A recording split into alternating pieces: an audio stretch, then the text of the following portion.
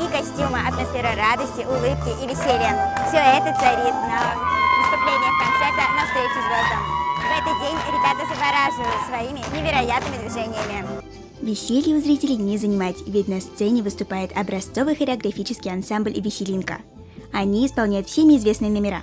«Потому что мы пилоты», «Бравые гусары», «Озорная молодость», «Песни Курая», «Башкирский мед» и многие другие. Наташ, расскажи про ваш концерт. Я танцую башкирский танец в этом концерте, но у нас также есть и современные, и что-то наподобие. У нас лирический танец, «Песня Курая». Мы в зеленых костюмах, в общем-то, растение Курай, и у нас вот среди нас танцуют мальчик и девушка, влюбленные друг в друга, и все закручивается в красивую картинку. Скажи, почему нужно участвовать в концертах? Я считаю, что нужно участвовать в концертах, чтобы радовать публику, радовать себя, потому что это неизбываемые эмоции.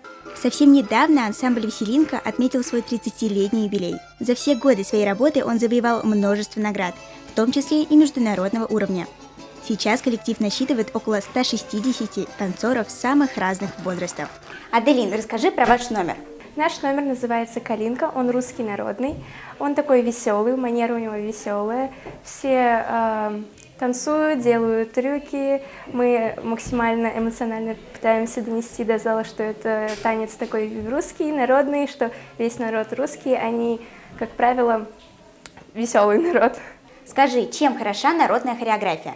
Народные танцы, как правило, хороши тем, что они знакомят с культурой. Помимо, то есть, танцев, движений каких-то, ты узнаешь культуру определенного народа, ты узнаешь, чем различаются именно территориальные эти танцы. У каждого народа свои движения. И помимо, вот, допустим, есть русский народный танец, но у них тоже движение подразделяется в зависимости от территориального местоположения.